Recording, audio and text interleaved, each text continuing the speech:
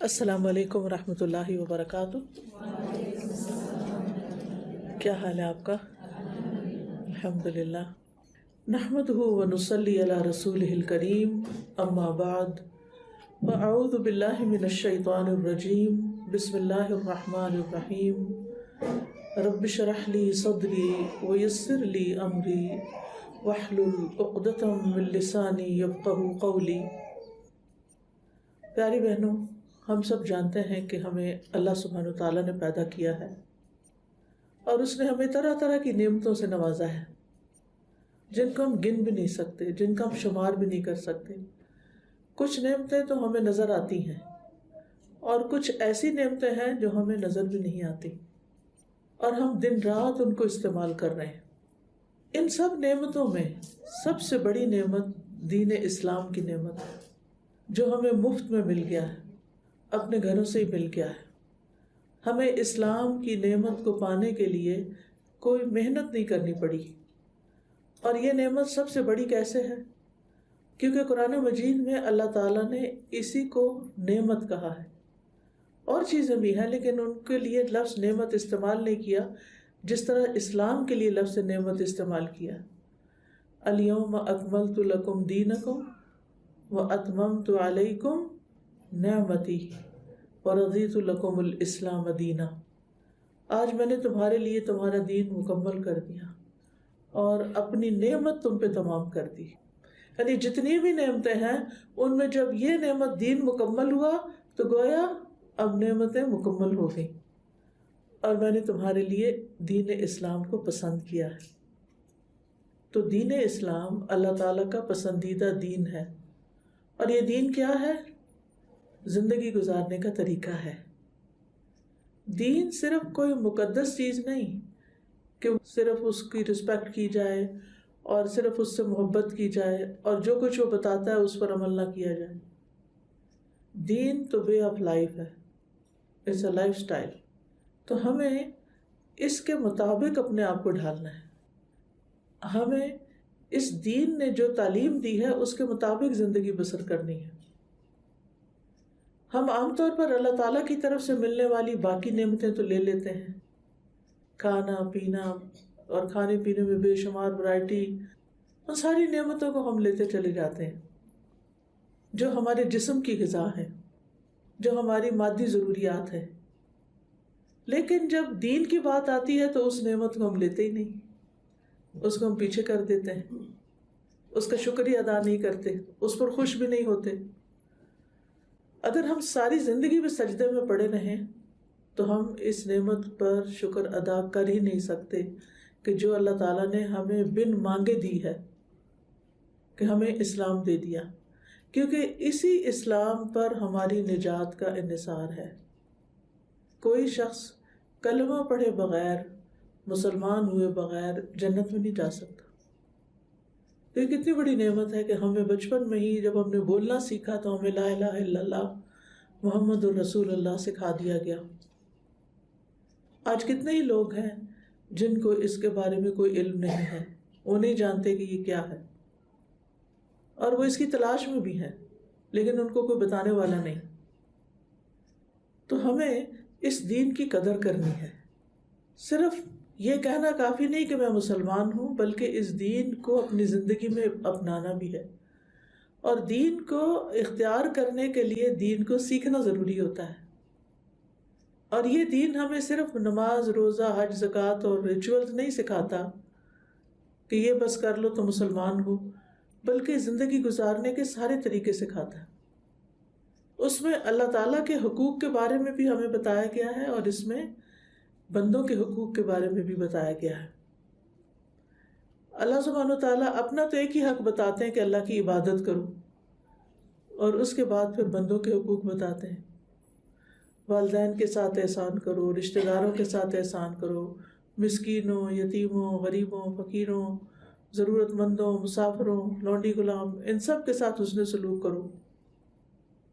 تو ان تمام انسانوں کا ہم پر حق ہے، اور ہر انسان کا دوسرے انسان پر حق ہے، اینڈ وائس ورسا۔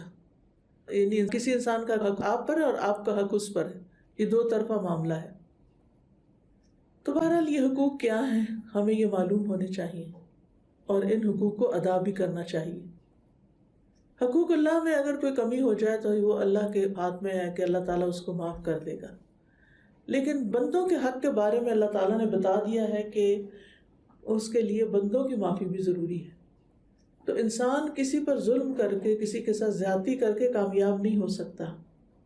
اس کے لیے ضروری ہے کہ انسان دوسروں کے حق کو سمجھے۔ حقوق تو ہم پر بہت سے لوگوں کے ہیں، لیکن آج میں رشتہ داروں کے حقوق کے اوپر بات کروں گی، جس کو صلہ رحمی کہتے ہیں۔ صلہ کا مطلب ہوتا ہے ایک چیز کو دوسری چیز کے ساتھ ملانا، حتیٰ کہ وہ اس سے چمٹ جائے، یعنی ایک چیز دوسری کے ساتھ اس طرح ملائی جائے کہ وہ چمٹ جائے۔ امام نووی کہتے ہیں صلہ رحمی رشتہ داروں پر اس انداز میں احسان کرنا ہے کہ وہ صلہ رحمی کرنے والے کے اور جس کے ساتھ صلہ رحمی کی جا رہی ہے اس کے حالات کے مناسب ہو۔ کبھی صلہ رحمی مال کے ذریعے ہوتی ہے، کبھی خدمت کرنے سے، اور کبھی صرف ملاقات اور سلام وغیرہ کرنے سے ہوتی ہے۔ ٹھیک ہے، یعنی رشتوں سے کیسے جوڑتے ہیں؟ کبھی مال کے ذریعے کہ وہ ضرورت مند ہے، اپنے اخراجات پورے نہیں کر سکتے، اللہ نے آپ کو دیا ہے تو آپ ان کو دوسروں پر لگاتے ہیں، اور ان میں پہلا حق پھر رشتہ داروں کا آتا ہے۔ اور مجھے کوئی بہن بتا رہی تھی کہ کس طرح ان کے والد رشتہ داروں کو ڈھونڈ ڈھونڈ کر، اور خاص طور پر جو ان کے ضرورت مند رشتہ دار ہوتے تھے ان کے وظیفے لگاتے تھے، ان کو مالی مدد کرتے تھے، ان کو بھیجتے تھے۔ آج آپ دیکھیں کہ آپ لوگ یہاں پر اللہ تعالیٰ آپ کو لے آئے، لیکن آپ ہی کے کئی بہن بھائی ہوں گے، کوئی خالہ ماموں چچا ہوں گے کہ جو بیک ہوم پیچھے، ان کے پاس 2 وقت کا کھانا نہیں، یا ان کے بچوں کی تعلیم کا انتظام نہیں، یا ان کے پاس چھت نہیں۔ تو ان سب کے بارے میں بھی ہمیں سوچنا چاہیے، اور اگر اللہ نے انہیں سب کچھ دیا تو بہت اچھا، پھر ہم کسی اور جگہ بھی لگا سکتے ہیں، کیونکہ ہمارے مال میں حق ہے کس کا؟ ضرورت مندوں کا، اور ضرورت مندوں میں سے پہلا حق ہے رشتہ داروں کا، چاہے وہ یہاں رہتے ہیں یا کہیں اور رہتے ہیں۔ تو کہتے ہیں کہ کبھی یہ مال کے ذریعے ہوتی ہے اور کبھی خدمت کرنے سے، یعنی انہیں مال نہیں چاہیے، وہ بڑھاپے کی عمر کو پہنچ گئے۔ بعض اوقات خاندان میں ایسے لوگ ہوتے ہیں نا کہ جن کا اپنا کوئی بچہ نہیں ہوتا، کوئی بہن بھائی ایسا نہیں ہوتا کہ جو ان کو لک آفٹر کر سکے، یا بچے دور ہوتے ہیں، وہ بوڑھے ہو جاتے ہیں، ان کو کوئی آسرا چاہیے، کوئی ٹھکانہ چاہیے۔ تو اگر آپ ان کی مدد کر سکتے ہیں تو ان کو اپنے گھر لے آئیے، یا ان کے لیے کسی اور کا انتظام کر دیجئے۔ اگر اللہ نے آپ کو وسعت دی ہے، ہمت دی ہے، طاقت دی ہے، مال دیا ہے، اسباب دیے ہیں، تو آپ ان کی مدد کر سکتے ہیں۔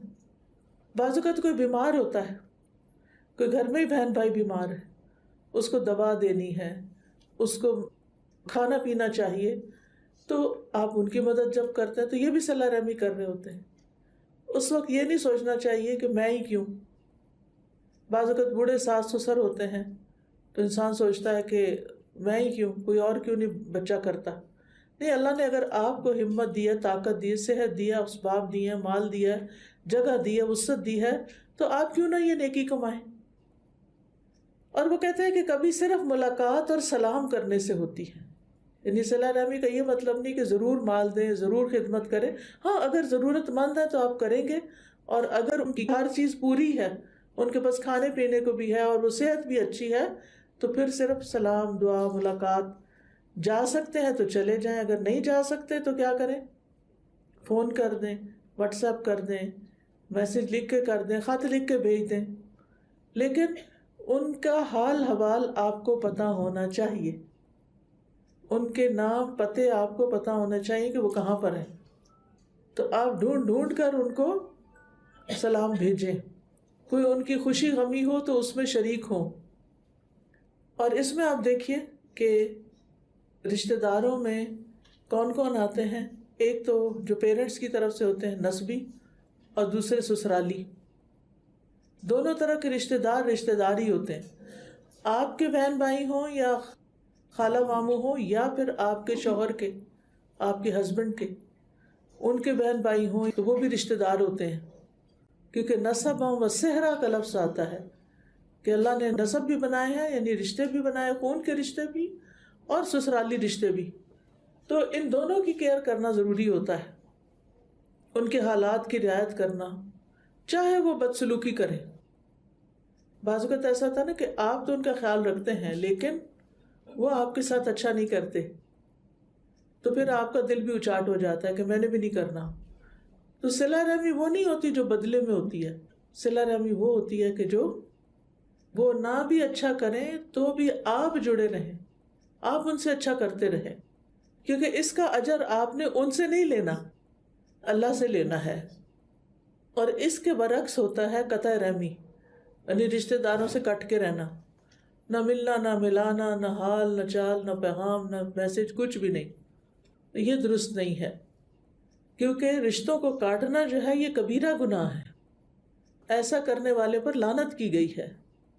لیکن اس صلہ رحمی کے درجات ہیں، ٹھیک ہے، ان میں سے بعض کا حق بعض سے زیادہ ہے، جیسے ماں باپ کا حق سب سے زیادہ ہے، اسی طرح پھر اولاد کا حق بھی ہوتا ہے.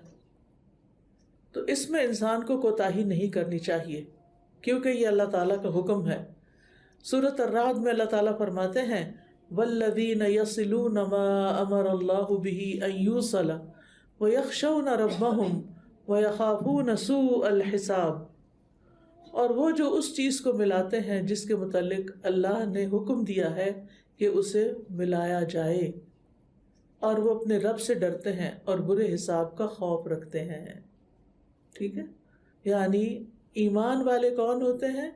جو ان رشتوں کو جوڑ کے رکھتے ہیں جن کے متعلق اللہ نے حکم دیا کہ ان کو جوڑا جائے، ان کی کیئر کی جائے، ان سے تعلق رکھا جائے، اور پھر بھی اپنے رب سے ڈرتے رہتے ہیں کہ کہیں کوئی کوتاہی نہ ہو جائے، کہیں کو پوچھ نہ ہو جائے، پکڑ نہ ہو جائے، اور وہ برے حساب کا خوف رکھتے ہیں.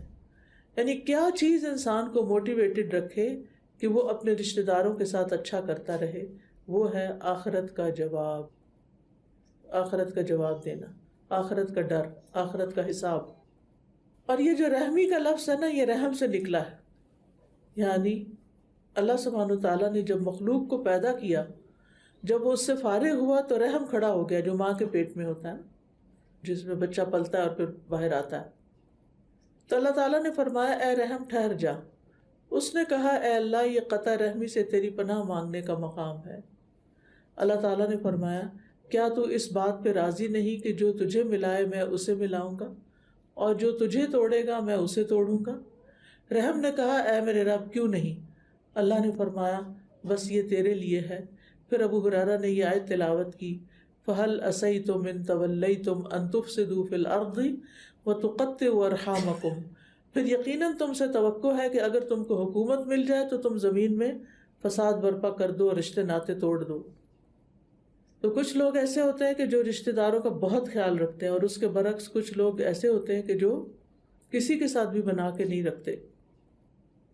ابو ہریرہ کہتے ہیں کہ میں نے رسول اللہ صلی اللہ علیہ وسلم کو فرماتے ہوئے سنا رحم رحمان کا ایک جزو ہے، جو عرض کرے گا اے میرے رب مجھے توڑا گیا، اے میرے رب میرے ساتھ برا سلوک کیا گیا، اے میرے رب مجھ پر ظلم کیا گیا، اے میرے رب، اے میرے رب.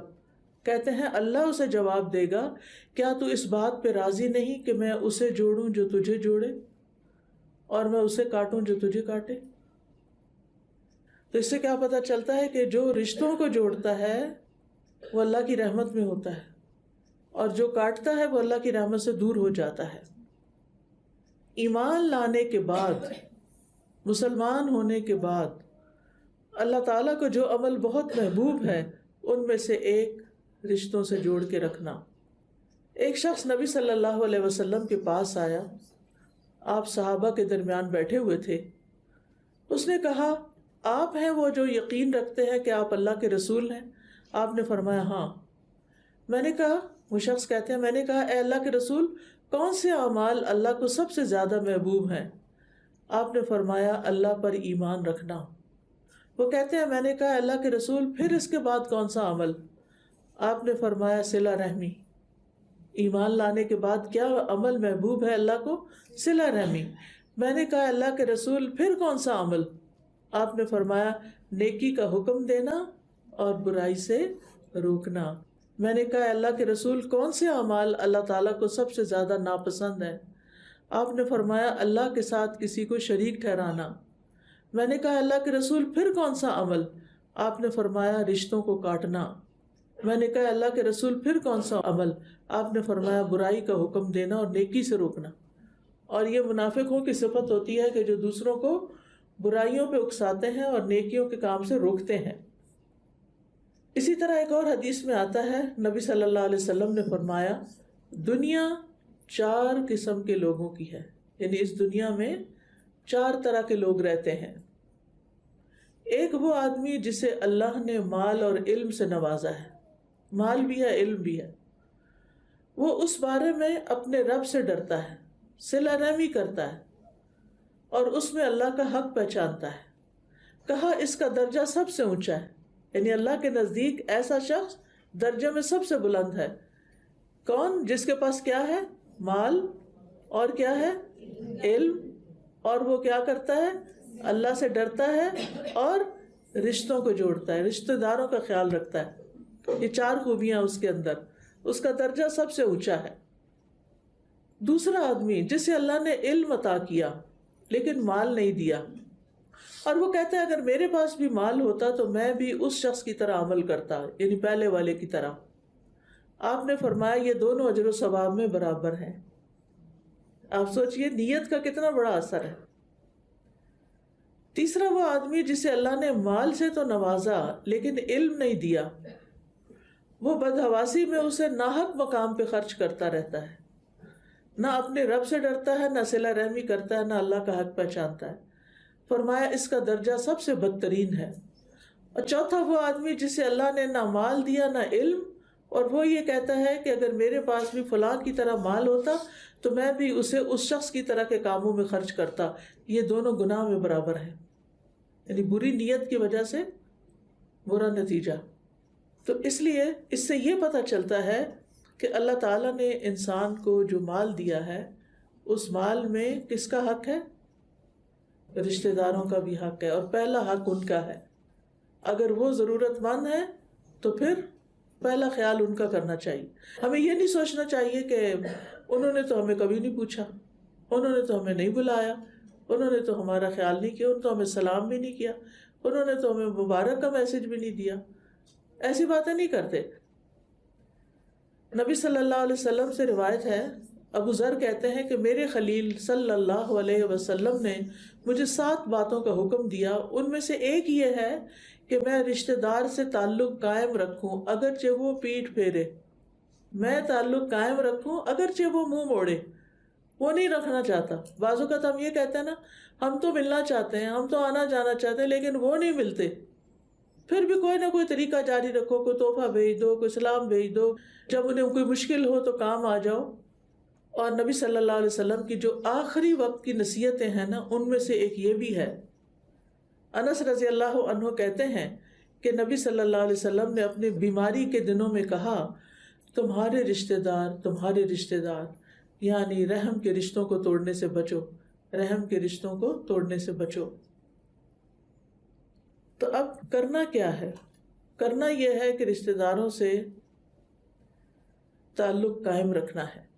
نبی صلی اللہ علیہ وسلم نے فرمایا بدلے میں صلہ رحمی کرنا نہیں، بلکہ صلہ رحمی کرنے والا وہ ہے کہ جب اس کے ساتھ رشتہ کاٹا جا رہا ہو تب وہ صلہ رحمی کرے، وہ رشتہ نہ کاٹے۔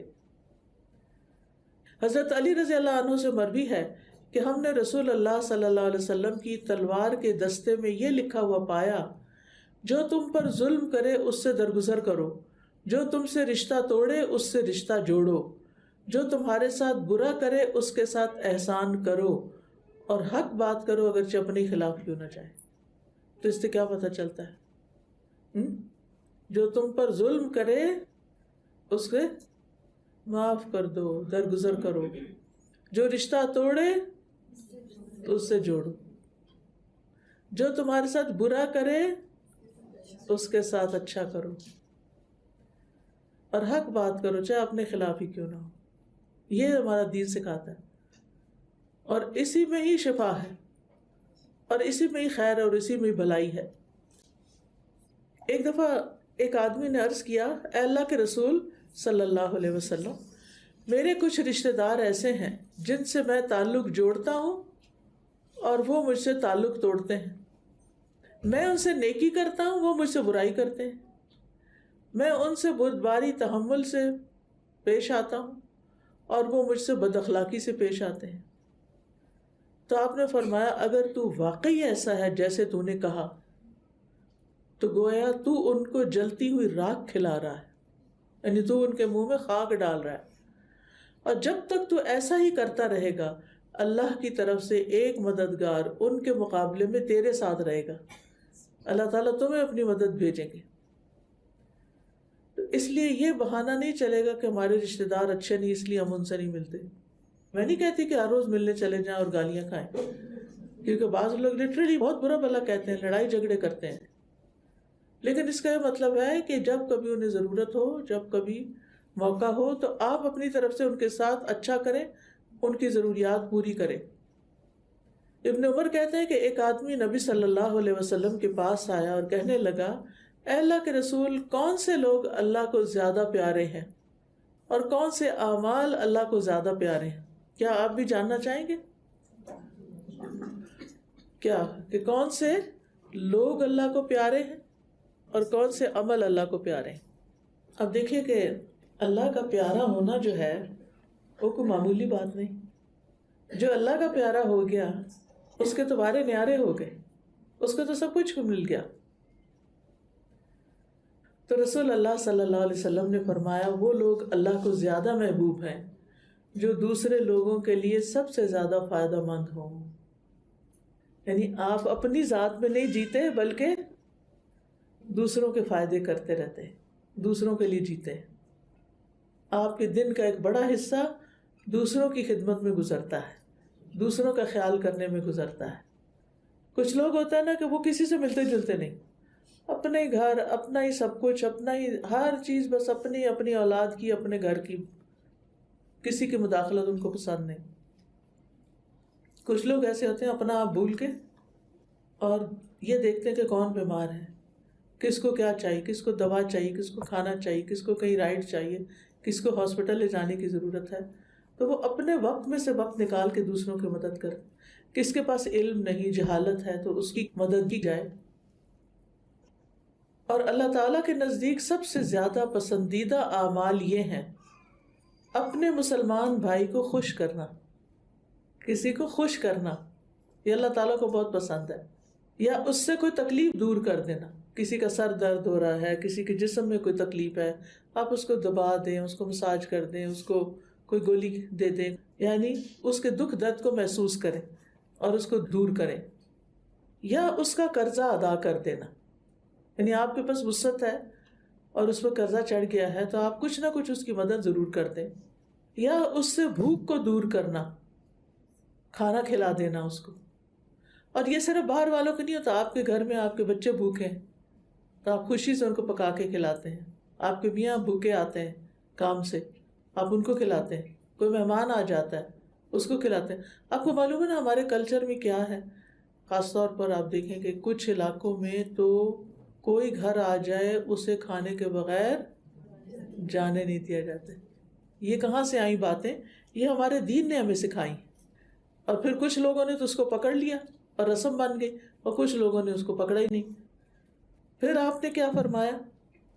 جس نے اپنے غضب کو روک لیا، غصہ نہیں کیا، غصہ بہت آیا ہوا تھا لیکن چپ کر گیا، اللہ تعالیٰ اس کی خامیوں پہ پردہ ڈال دے گا۔ سبحان اللہ، اللہ تعالیٰ اس کو بدنام ہونے سے بچائے گا۔ اور جو آدمی اپنے غصے کو پی گیا، باوجود اس کے کہ اگر وہ چاہتا تو اس کو نافذ کر سکتا تھا، غصہ نکال سکتا تھا، لیکن وہ کنٹرول کر گیا، تو اللہ تعالیٰ قیامت کے دن اس کے دل کو امیدوں سے بھر دے گا۔ یعنی پھر اس کو ہوپ لگ جائے گی کہ مجھے جنت مل جائے گی، اور قیامت کے دن اس سے اچھی ہوپ کیا ہو سکتی۔ جو اپنے بھائی کے ساتھ اس کی ضرورت پوری کرنے کے لیے چلا، یہاں تک کہ اسے پورا کر دیا، کسی کا کوئی کام کروا دیا، اللہ تعالیٰ اس کو اس دن ثابت قدم رکھے گا جس دن قدم ڈگمگا جائیں گے، جس دن لوگ پریشان حال ہوں گے، اللہ تعالیٰ اس شخص کی مدد کرے گا، اس کو سکون دے گا، اطمینان دے گا، ثابت قدمی عطا کرے گا۔ پھر رشتہ داروں کا ایک حق یہ بھی ہے کہ ان کو دین کی تعلیم دی جائے اگر ان کی نہیں ہے، اگر ان کے بچے دین سے دور جا رہے ہیں ان کی کاؤنسلنگ کی جائے، اور ایک دوسرے کی مدد جیسے پہلے بھی گزرا کہ مال سے کی جائے۔ وَآتَ الْمَالَ عَلَىٰ حُبِّهِ ذَوِي الْقُرْبَىٰ سورۃ البقرہ میں آتا ہے، اور مال دو اس کی محبت کے باوجود قرابت داروں میں، رشتہ داروں میں۔ نبی صلی اللہ علیہ وسلم نے یہ بھی فرمایا کہ ایک دوسرے کو تحفہ دو، آپس میں محبت بڑھے گی۔ تو خاص طور پر رشتہ داروں میں، یہاں سے آپ پاکستان جاتے ہیں تو کتنا زیادہ سامان ہو جاتا نا، صرف کس لیے کہ رشتہ داروں کو کچھ نہ کچھ دینا ہے۔ اگر کوئی چیز نہیں تو پیسے دے دیتے ہیں یا وہاں سے کچھ خرید کے دے دیتے ہیں۔ یہ سب کچھ اللہ کے لیے ہونا چاہیے، نہ کہ ایک رسم کے لیے۔ اور پھر آپ دیکھیے کہ سب سے پہلا حق بھی ان کا بنتا ہے، اور اگر نہیں تو کم از کم آپ اپنے رشتہ داروں کو بتائیں صحیح کہ میں آئی ہوئی ہوں اس شہر میں یا اس ملک میں یا اس جگہ پر، کیونکہ کچھ لوگ چپکے سے ہو کے آ جاتے ہیں، بتاتے تک نہیں ہیں۔ یہ نہیں ہونا چاہیے۔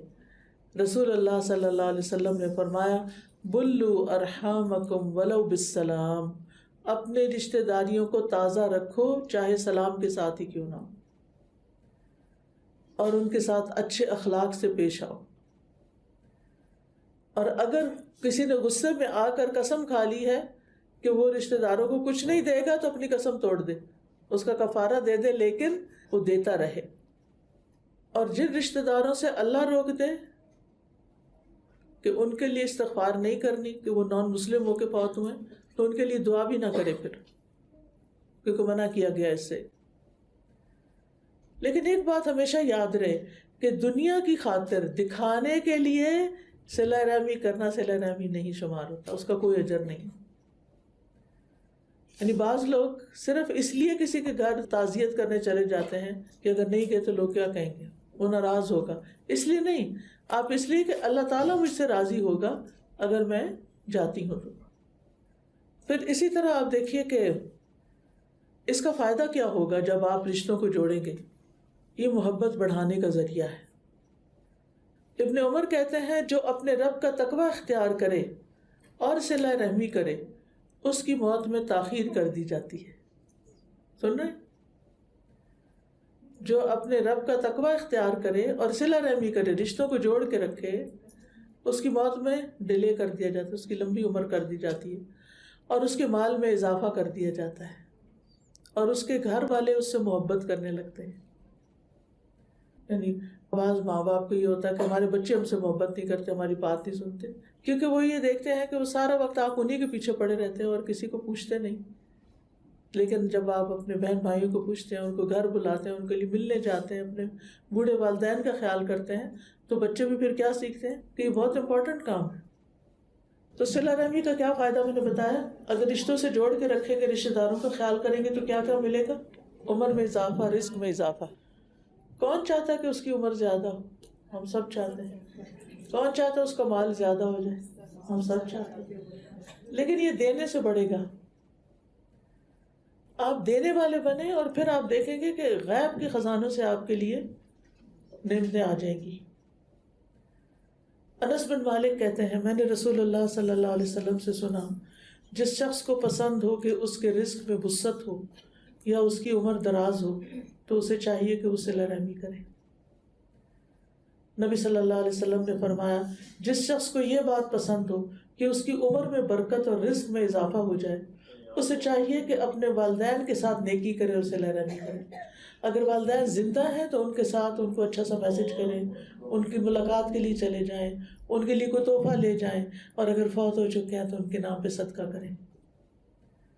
جو پسند کرتا ہے کہ اس کی عمر میں برکت اور رزق میں اضافہ، اسے چاہیے کہ والدین کے ساتھ نیکی کرے۔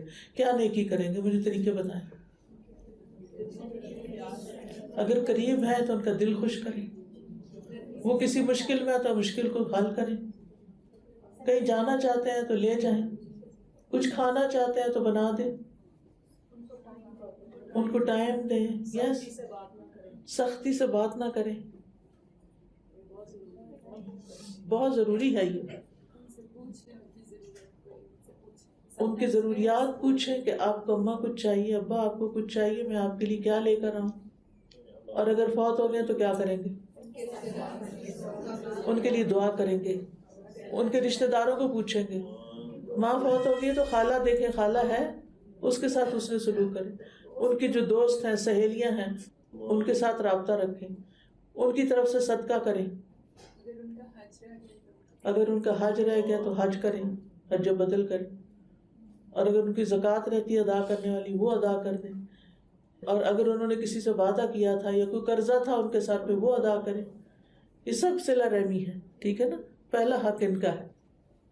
آپ اچھے اعمال کریں، دعائیں کریں تو یہ ان کے لیے ثواب کا، اجر کا باعث ہوگا. جس نیکی کا اجر بہت جلدی مل جاتا ہے وہ صلہ رحمی ہے. حدیث میں آتا ہے کچھ گھرانوں کے لوگ فاجر و فاسق ہوتے ہیں، بہت گنہگار ہوتے ہیں، لیکن جب وہ صلہ رحمی کرتے ہیں تو ان کے مال بڑھ جاتے ہیں اور ان کے افراد کی کثرت ہو جاتی ہے. یعنی جو کم نیک بھی ہو، جب وہ یہ نیکی کرتا ہے تو اس کا بدلہ اس کو دنیا میں بھی نظر آنے لگتا ہے. حدیث میں آتا ہے 3 چیزیں برحق ہیں. جس بندے پر ظلم ہو اور وہ اللہ کی خاطر اس پر خاموشی اختیار کر لے، اللہ اس کی مدد ضرور فرماتا ہے. نمبر 2، جو آدمی صلہ رحمی کے لیے جود و سخاوت کا دروازہ کھولتا ہے، اللہ اس کے مال میں اتنا ہی اضافہ کرتا ہے. اور جو آدمی اپنے اوپر مانگنے کا دروازہ کھول لیتا ہے تاکہ اپنا مال بڑھائے، اللہ عز و جل اس کی قلت میں اور اضافہ کر دیتا ہے، اس کا مال کم کر دیتا ہے. رشتہ دار کو صدقہ دینے کا دگنا اجر ملتا ہے. کسی عام غریب کو دیں گے تو 1 گنا اجر، رشتہ دار کو دیں گے تو اس سے دگنا اجر ملے گا، اور یہ جنت میں لے جانے والا عمل ہے. نبی صلی اللہ علیہ وسلم نے فرمایا سلام پھیلاؤ، اچھی گفتگو کرو، صلہ رحمی کرو، اور راتوں کو جب لوگ سو رہے ہوں تو تم قیام کرو، تم سلامتی کے ساتھ جنت میں داخل ہو جاؤ گے. قطع رحمی کے نقصان بھی ہیں. یہ لعنت والا فعل ہے. ایسے لوگوں پہ اللہ نے لعنت کی جو رشتے کاٹ کے بیٹھ جاتے ہیں، ناراضگیاں پال کے بیٹھ جاتے ہیں، اور یہ قیامت کے قریب ہونے کی نشانی بھی ہے. رسول اللہ صلی اللہ علیہ وسلم نے فرمایا قیامت کے قریب سلام صرف پہچان کے لوگوں کو کیا جائے گا، جس کو جانتے ہیں بس مجلس میں بھی اس کا نام لے کے سلام، باقی تو جیسے کوئی جانتے ہی نہ ہو. تجارت پھیل جائے گی، یعنی بزنس بہت عام ہو جائیں گے. آپ دیکھیے کہ اس وقت آن لائن جو لوگ بزنس کر رہے ہیں گھر بیٹھے، نہ کوئی چیز ہاتھ میں ہے اور نہ لینا نہ دینا، صرف ادھر سے ادھر چیزیں کرتے رہتے ہیں. تجارت پھیل جائے گی، حتیٰ کہ عورت بھی تجارتی معاملات میں اپنے خاوند کی مدد کرے گی. یہ قیامت کی نشانیوں میں سے ہے. قطع رحمی ہونے لگے گی، رشتوں کی پرواہ ہی نہیں ہوگی، جھوٹی گواہی دی جانے لگے گی، استغفر اللہ، سچی گواہی کو چھپایا جائے گا، اور قلم کا چرچا ہوگا، یعنی علم بہت عام ہو جائے گا. اب آپ دیکھیں، گوگل کریں، سرچ کریں، کتنی چیزیں ہیں کہ آپ کو 1 سیکنڈ میں ساری معلومات لا کے دے دیتے. اللہ تعالیٰ ہمیں برے وقت سے بچائے. یاد رکھیے کہ رشتوں کو کاٹنا جو ہے یہ اعمال کی قبولیت میں رکاوٹ بن جاتا ہے. رسول اللہ صلی اللہ علیہ وسلم نے فرمایا بنی آدم کے یعنی انسانوں کے اعمال ہر جمعرات کو پیش کیے جاتے ہیں اللہ تعالیٰ کے حضور، اور کسی قطع رحمی کرنے والے کے اعمال قبول نہیں کیے جاتے.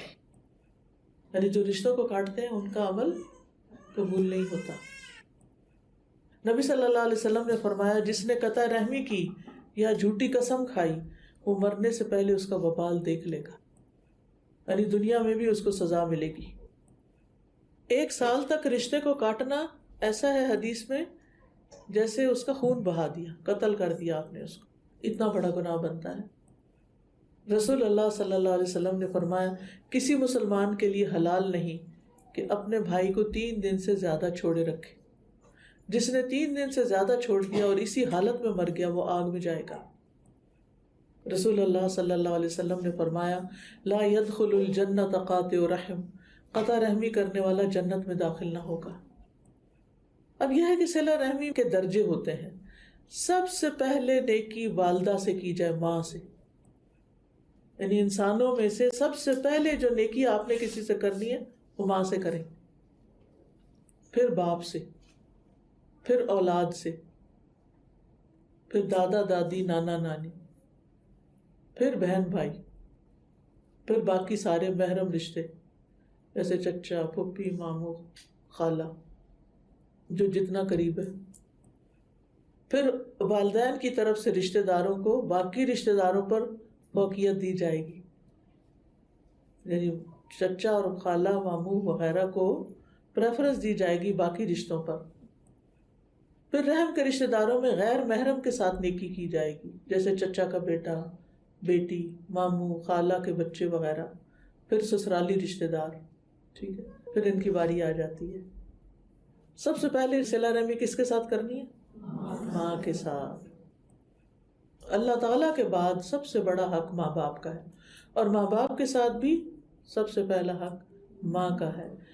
وَوَصَّيْنَا الْإِنسَانَ بِوَالِدَيْهِ حَمَلَتْهُ أُمُّهُ وَهْنًا عَلَى وَهْنٍ، ہم نے انسان کو اپنے والدین سے نیک سلوک کرنے کا تاکیدی حکم دیا، اس کی ماں نے اسے کمزوری پہ کمزوری سہتے ہوئے اپنے پیٹ میں اٹھائے رکھا، اور 2 سال اس کے دودھ چھڑانے میں لگے۔ اسی لیے یہ حکم دیا کہ میرا شکر ادا کرو اور اپنے والدین کا بھی میرے پاس ہی لوٹ کر آنا ہے، ٹھیک ہے۔ پھر آپ دیکھیے کہ ایک آدمی رسول اللہ صلی اللہ علیہ وسلم کے پاس حاضر ہوا، کہنے لگا میں ہجرت کرنے پر آپ سے بیعت کرتا ہوں اور اپنے والدین کو روتا ہوا چھوڑ کے آیا ہوں، یعنی میں اتنے شوق سے آیا ہوں کہ ان کو بھی روتا ہوا چھوڑ دی کہ میں نے اللہ کے راستے میں نکلنا ہے۔ آپ نے فرمایا واپس جاؤ، جیسے انہیں رلایا ہے ایسے انہیں ہنساؤ۔ اگر والدین نیک نہیں بھی، مسلم نہیں، نان مسلم ہے، پھر بھی ان کے ساتھ اچھا سلوک کرنا چاہیے۔ حضرت اسماء بنت ابی بکر کی والدہ جو ابھی مسلمان نہیں ہوئی تھی، وہ مدینہ آئیں اور کچھ مالی تعاون چاہتی تھی۔ وہ نبی صلی اللہ علیہ وسلم کے پاس چلی گئی کہ میں اپنی ماں کو کچھ دے سکتی ہوں؟ وہ مکہ سے مدینہ آئی ہیں مجھے ملنے کے لیے کہ مجھے کچھ دو، میں ضرورت مند ہوں۔ آپ نے فرمایا ہاں، اپنی ماں کے ساتھ صلہ رحمی کرو۔ والدین کی نافرمانی حرام ہے۔ رب کی رضامندی باپ کی رضامندی میں ہے، اور رب کی ناراضگی باپ کی ناراضگی میں ہے۔ رسول اللہ صلی اللہ علیہ وسلم سے کبیرہ گناہوں کے بارے میں پوچھا گیا، آپ نے فرمایا اللہ کے ساتھ کسی کو شریک کرنا اور ماں باپ کی نافرمانی کرنا۔ والدین کا حق یہاں تک ہے کہ اگر والدین نہیں تو والدین کے دوستوں کے ساتھ بھی اچھا سلوک کرو، اور پھر اس کے بعد دیگر رشتہ دار آتے ہیں۔ وَأُولُو الْأَرْحَامِ بَعْضُهُمْ أَوْلَىٰ بِبَعْضٍ فِي كِتَابِ اللَّهِ، رشتہ دار اللہ کی کتاب میں ایک دوسرے کے زیادہ حقدار ہیں، دوستوں سے زیادہ۔ لیکن آپ دیکھیں ہم اپنے ملنے جلنے والے دوستوں اور دیگر لوگوں کو انٹرٹین کرتے رہتے ہیں، لیکن رشتہ داروں کو پوچھ کے نہیں دیتے۔ اس کا یہ مطلب نہیں کہ کسی سے آپ کا تعلق واسطہ نہ ہو، خاص طور پہ ایسے ملکوں میں جہاں قریب کوئی رشتہ دار نہیں، تو دینی رشتے اور ہمسائیگی کے رشتے، کمیونٹی کے رشتے، یہی آپ کے رشتہ دار بن جاتے ہیں پھر۔ تو بہرحال کرنے کا کام کیا ہے کہ مال دے کے ان کے ساتھ صلہ رحمی کی جائے، ان کی تکلیفوں کو دور کیا جائے، خوش اخلاقی سے ملا جائے ان کو، ان کے حق میں دعائیں کی جائیں، ان سے ملاقات کی جائے، ان کو تحفے دیے جائیں، ان پر خرچ کیا جائے، ان سے نرمی سے بات کی جائے، چہرے پہ بشاشت ہو، آپ ملے تو ایسے لگے جیسے آپ بہت اداس تھے ان سے۔ جو بڑے ہیں ان کے ساتھ احترام سے معاملہ کیا جائے، اور ہر وہ کام کیا جائے جس سے رشتے جڑے، کاٹے نہ جائیں، ان سے تکلیفیں دور کی جائیں۔ صدقہ دینا ہو تو پہلے ان کو دیا جائے، اور اگر کوئی رشتہ دار آپ سے چھپی دشمنی بھی رکھتا تو اس کو بھی دیں، اس کا دل ٹھنڈا ہو جائے گا، دشمنی ختم کر دے گا۔ رسول اللہ صلی اللہ علیہ وسلم نے فرمایا جب کوئی رشتہ دار اپنے کسی رشتہ دار کے پاس جا کے ایسی زائد یعنی ایکسٹرا چیز کا سوال کرتا ہے جو اللہ تعالیٰ نے اس کو دی ہوتی ہے، لیکن وہ کنجوسی کرتا ہے، دیتا نہیں، تو ایسے آدمی کے لیے قیامت کے دن جہنم سے سانپ نکالا جائے گا جو اپنی زبان نکالے ہوگا، جسے شجاع کہتے ہوں گے، اسے ایسے آدمی کا توق بنا دیا جائے گا، گلے میں بنا دیا جائے گا۔ یعنی اگر آپ کے پاس ہے اور آپ کر سکتے ہیں مدد، اور آپ اس کی نہیں کرتے تو یہ پکڑ والی بات ہے۔ تو ہر قریبی اور دور کے رشتہ دار سے صلہ رحمی کرنا۔ ابن عباس کہتے ہیں اپنے حسب نسب یاد رکھو جس کے ساتھ تم صلہ رحمی کر سکو، اگر رشتہ داروں کو قریب کیا جائے صلہ رحمی کے ساتھ تو وہ دور نہیں ہوتے اگرچہ وہ دور رہتے ہوں۔ جیسے آپ کے رشتہ دار اگر بیک ہوم رہتے ہیں، آپ سوچیں آپ کے بچوں کو آپ کی بہن کے بچوں کا نام پتہ ہے، اپنے کزنس کو جانتے ہیں، اپنی دادا دادی خالہ ماموں چچا پھوپھی سب کے نام آتے ہیں ان کو؟ اگر نہیں آتے تو اس کا مطلب ہے کہ آپ صلہ رحمی نہیں کر رہے. تو سب سے پہلا سٹیپ کیا ہوگا؟ رشتوں کی پہچان کراؤ. ان کے ساتھ بیٹھ جایا کریں اور باتیں کیا کریں اور بتایا کریں کہ دیکھو تمہارے اتنے ماموں ہیں، اتنے چچا ہیں، اتنے تمہارے چچا کے بچے ہیں، فلاں ہیں فلاں ہیں، جاؤ ان کے لیے تم کچھ گفٹ لے کر آؤ، کسی کے ہاتھ بھیجتے ہیں ان کو. اور رشتہ داری قریب نہیں ہوتی جب اس کو دور کر دیا جائے، اگرچہ وہ قریب ہی کیوں نہ ہو، نیکسٹ ڈور نیبر ہی کیوں نہ ہو، اگر آپ نہیں ملتے جلتے تو وہ دور ہی دور ہے. اور ہر رشتہ داری قیامت کے دن اپنے رشتہ دار کے سامنے آئے گی اور وہ اس کے حق میں رشتہ داری ملانے کی گواہی دے گی اگر اس نے اس کو جوڑا ہوگا، اور کاٹنے کی گواہی دے گی اگر اس نے اس کو کاٹا ہوگا. تو اس لیے ہمیں دعا کرنی چاہیے اللہ تعالیٰ سے کہ اللہ تعالیٰ ہمارے ان رشتوں کو قائم رکھے اور ہمیں زیادہ سے زیادہ نیکیاں کمانے کی توفیق عطا فرمائے. اور یہ آپ کے لیے یہاں کارڈ بھی لگے ہوئے ہیں، آپ ان کو لیجئے اور خود بھی پڑھیے اور رشتہ داروں کو بھی تحفہ دیجئے. یہ نیک اولاد کی دعائیں ہم میں سے ہر ایک کو ضرورت ہے. پھر استخارہ کیسے کریں، اور استخارے کی دعا ہے. ہر جو فیصلہ آپ نے کرنا ہوتا ہے تو اللہ تعالیٰ سے مشورہ کریں. بسم اللہ کی برکتیں کیا کیا ہیں، کب کب بسم اللہ پڑھنی چاہیے. پھر گناہوں کی بخشش کی دعائیں. آپ کو پتہ ہے رزق میں اضافہ ہوتا ہے، انسان کی مشکلات آسان ہوتی ہیں، تو ہمیں دعا نہیں کرنی آتی تو یہ سارے استغفار اس میں اکٹھے کر دیے گئے ہیں. پھر شکر ادا کرنے سے نعمتیں بڑھتی ہیں، تو یہ الحمدللہ کا کارڈ ہے، اس میں شکر ادا کرنے کی ساری دعائیں ہیں. پھر لا الہ الا اللہ. پھر تسبیحات اور ان کی فضیلت. تسبیح پڑھنے کی کیا فضیلت ہے؟ چلے میں ایک فضیلت آپ کو پڑھ کے سنا دیتی ہوں.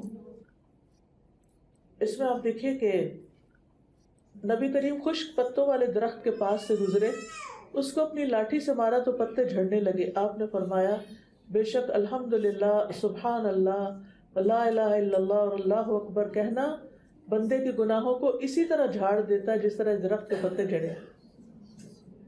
اسی طرح آپ نے فرمایا جو کوئی مال خرچ کرنے سے ڈرتا ہو، دشمن سے لڑنے سے ڈرتا ہو، رات کے اندھیرے سے ڈرتا ہو، تو وہ یہ کلام پڑھے، لا الہ الا اللہ واللہ اکبر والحمدللہ وسبحان اللہ. تو کتنے بچے آپ کے بعض اوقات اندھیرے سے ڈرتے ہیں یا اور اس طرح کی چیزیں. اور پھر آپ دیکھیے کہ یہ رزق میں کشادگی کی دعائیں ہیں، یہ سب کے پاس ہونی چاہیے. جنت میں جانے کا راستہ کیا ہے، اذکار کی فضیلت بتائی گئی ہے، اس میں انگلش بھی ہے اردو بھی ہے. پھر پروٹیکشن کی دعائیں ہیں، ہر کسی کو ڈر ہوتا ہے کہ ہمیں کوئی چیز نقصان دے گی، تو یہ اگر آپ کم از کم ایک کارڈ بھی خرید کے کسی کو دیں گے تحفہ تو آپ کے لیے صدقہ جاریہ ہوگا انشاءاللہ. جی کوئی سوال ہو تو آپ کیجیے، فرمائیے.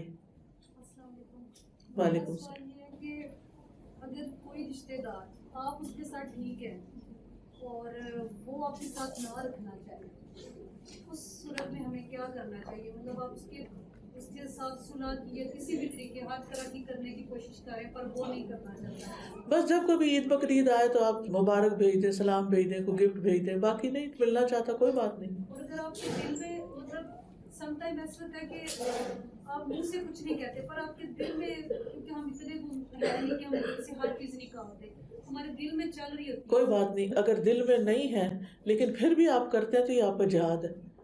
دل نہیں مانتا پھر بھی کر رہے ہیں اللہ کی خاطر تو اس کا اجر ہے انشاءاللہ. جی آپ فرمائیے. السلام علیکم. بعض مطلب ایسے ہوتا ہے کہ بھائیوں میں آپس میں تفتیش چل رہی ہوتی ہے، جی ہاں، گھر کے لوگ جب چاہتے ہیں کہ آپس میں صلح کرا دی جائے، مطلب آپ دونوں طرف کے لوگوں سے بات کرتے ہیں لیکن سم ٹائم پھر بھی وہ مطلب کہ پیش نہیں کرتا، تو اس کے لیے کوئی مطلب کیا مشورہ دیں؟ اس میں آپ دیکھیں کہ کسی ایسے بندے کی مدد لی جا سکتی ہے کہ جن کی وہ بات سنیں اور پھر نیگوشیشن کی جائے، ایک دوسرے کی اچھی باتیں بتائی جائیں، تاکہ کیونکہ صلح کرانا جو ہے وہ نماز روزے صدقہ خیرات سے بھی افضل نیکی ہے. جی السلام علیکم. اگر رشتہ داروں میں حسد اور عین محسوس ہو تو آپ کس طرح صلہ رحمی کی آپ ان کو اور زیادہ اچھا دیں، زیادہ سے زیادہ ان کے ساتھ نیکی کریں تو وہ ان کا حسد کم ہوگا. جیسے آگ بجھتی ہے پانی ڈالنے سے، ٹھیک ہے نا. آپ کو پتہ چل رہا ہے کہ ان کو حسد ہے ہم سے، آپ اگنور کریں کہ ان کو حسد ہے کہ نہیں، اور آپ دلوں کا حال تو ویسے بھی نہیں جانتے، تو آپ ان کو اور اپنے مال میں سے اپنے وقت میں سے اور توجہ دیں اللہ کی خاطر. ٹھیک ہے. آپ نے تھوڑا سا روشنی ڈالے گا بیٹا اور بیٹی. ہمارے کلچر میں یہ ہوتا ہے کہتے ہیں کہ بیٹے پہ زیادہ فرض ہے ماں باپ کی خدمت اور بیٹی پہ اس طرح سے نہیں ہوتا. جی ہاں, کیونکہ بیٹی کی شادی ہو جاتی ہے نا تو پھر وہ اس کے اوپر اس کے ہسبینڈ کا حق زیادہ ہو جاتا ہے. تو لیکن اگر ماں باپ کو سنبھالنے کے لیے کوئی ہے نہیں اور بیٹی ہی ہے تو پھر بیٹی کا بھی فرض بنتا ہے. جی. اگر رشتے دار رشتہ نہیں رکھنا چاہتے, انہوں نے بائیکاٹ کر دیا ہے پوری طرح سے, تو کس طرح سے بس ان کے لیے دعا کریں, پھر دعا کریں تو یہ آپ کی طرف سے صلہ رحمی ہو جائے گی. ہاں کوئی بات نہیں, آپ اپنی طرف سے دعا دیتے رہیں. جی ہاں.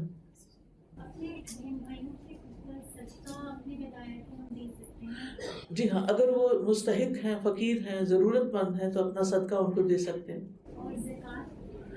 زکوٰۃ اس صورت میں اگر وہ زکوٰۃ کے مستحق ہو. جی, فقیر مسکین کی کیٹیگری میں آتا ہے. جی آپ فرمائیے. آپ نے مینشن کیا تھا کہ آخرت کی نشانیاں ہوں گی کہ بیویاں شوہروں کی کاروبار میں مدد کر رہی ہیں, تو کیا یہ غلط ہے ان کی؟ یہ نہیں کہا گیا یہ غلط یا صحیح ہے, یہ بتایا گیا کہ ایسا ہونے لگے گا, یعنی پھر سمجھو کہ قیامت قریب ہے, یہ مطلب ہے. اچھا بیٹا, یہ میں بات ایک کہتی جاؤں کہ اللہ تعالیٰ آپ سے یہ نہیں پوچھے گا کہ آپ نے شوہر کی فائنینشیل فیلڈ میں ہیلپ کی یا نہیں, لیکن اگر آپ نے اپنے بچوں کی صحیح تربیت نہیں کی تو اس کا حساب ہوگا. ٹھیک ہے نا. آپ کے اوپر ذمہ داری ہے اپنے بچوں کی تربیت کی, اپنے گھر کو دیکھنے کی, جاب کی نہیں ہے. اگر کریں سارے کاموں کے ساتھ ٹھیک ہے, منع نہیں کیا گیا اگر اللہ کی حدود کو سامنے رکھ کے کریں. لیکن اگر شوہر اتنا کماتا ہے کہ کام چل سکتا ہے تو پھر آپ اپنی ذمہ داریوں کو پورا کریں. جی فرمائیے. میرا سوال ماں باپ کے لحاظ سے کہ ہم شور یہاں پہ جتنی بھی خواتین بیٹھی ہیں وہ ایگری کریں گی کہ قرآن میں بھی اللہ تعالیٰ نے اولاد کا کہا, بیٹا یا بیٹی کا نہیں کہا کہ آپ نے ماں باپ کی خدمت کرنی ہے. جی ہاں. تو شادی کے بعد آپ کس طرح اپنے ماں باپ کا خیال اس طرح رکھ سکتے ہیں, بیکاز آپ کئی بار گلٹ میں ہوتے ہیں. جی, سچویشن پر ڈپینڈ کرتا ہے. مثلاً آپ اپنے بچوں کو چھوڑ کے جا کے ان کے پاس نہیں رہ سکتے تو آپ ان کے پاس کوئی ایسی فیملی رکھوا دیں, اس کو پیمنٹ کر دیں, اپنے بہن بھائیوں کو احساس دلا دیں. یعنی کئی سچویشن ہو سکتی ہیں نا کہ آپ ان کی کئی طرح اور کیئر کر سکتے ہیں. مجھے چھوٹا سا سوال یہ پوچھنا تھا کہ آپ نے جیسے بتایا کہ اگر رشتہ داروں آپس میں تعلقات خراب ہو جاتے ہیں تو کیا کرنا چاہیے؟ بہتر یہ ہے کہ ایسے تو انسان کو کوشش کرنی چاہیے یا بڑوں کو؟ پہلے تو خود کوشش کرنی چاہیے, پھر دیکھنا چاہیے, ضروری نہیں بڑے کون ہے جو افیکٹو ہو سکتا ہے اس معاملے میں, پھر ان کو انوالو کرنا چاہیے. میرا ایک سوال ہے کہ میں جیسے میری امی ہیں ان کے اوپر ذمہ داریاں بچوں کی شادی ہوتی ہیں اور امی کے جو بھی بزرگ ہو گئی ہیں, مگر رشتے آج کل ایسے ہیں آپ کو پتا کہ رشتے اچھے آ ہی نہیں. جی جی. تو میں لاسٹ ایئر گئی تھی تو میں نے بہت کوشش کی کہ میں اپنی ماں کی ہیلپ کر سکوں. جی, اور وہیں میں لیکن آپ کی جو ایفرٹ ہے, جو آپ کی کوشش ہے, یہ آپ کا فرض ادا ہو گیا, لیکن آگے نتیجہ کو نکلا یا نہیں تو پھر وہ تو اللہ کے ہاتھ میں ہے. جو آپ کے پاس وسعت تھی آپ نے کر دیا. اس ٹائم سے میری امی میرے سے نا مطلب وہ پہلے جیسی نہیں رہی. کوئی نہیں, آپ ان کے لیے پھر بھی دعا کریں. ٹھیک ہے. اللہ جتنی بھی بہنیں یہاں آئی ہیں ان سب کا آنا قبول فرما, ان کی تمام حاجات پوری فرما, ہم سب کو تقویٰ عطا فرما. اللہ ان کو اس مجلس میں شریک ہونے پر بخش دے, ان کو اجر عظیم عطا کر دے, ان کی تمام مشکلات آسان کر دے, ان کے بچوں کو ایمان اور تقویٰ نصیب کر دے. اللہ ان کے گھروں میں خیر اور برکت پیدا کر دے. اللہ ہمیں دین کا بہترین مددگار بنا. اللہ ہمیں دین کو سیکھنے والا, سکھانے والا, پھیلانے والا بنا. اللہ ہمیں مرتے دم تک تقویٰ عطا کر دینا, اپنی اطاعت پر قائم رکھنا. اللہ سب بیماروں کو صحت دے, سب مالی مشکلات میں پھنسے لوگوں کی مشکل دور کر دے. اللہ جن جن لوگوں کے دلوں میں جو بھی تمنائیں خواہشات ہیں اللہ ان کو پورا کر دے. اللہ دکھی لوگوں کے دکھ دور کر دے. اللہ مشکل میں پھنسے لوگوں کی مشکل آسان کر دے. اللہ جنہوں نے اس مجلس کا اہتمام کیا ہے, اپنا وقت جان مال لگایا, ان سب کو بہترین جزائے خیر عطا کر دے. ربنا تقبل منا انک انت السمیع العلیم وتب علینا انک انت التواب الرحیم. وصلی اللہ تعالی علی خیر خلقہ محمد وعلی آلہ واصحابہ واہل بیتہ اجمعین برحمتک یا ارحم الراحمین. السلام علیکم ورحمۃ اللہ وبرکاتہ.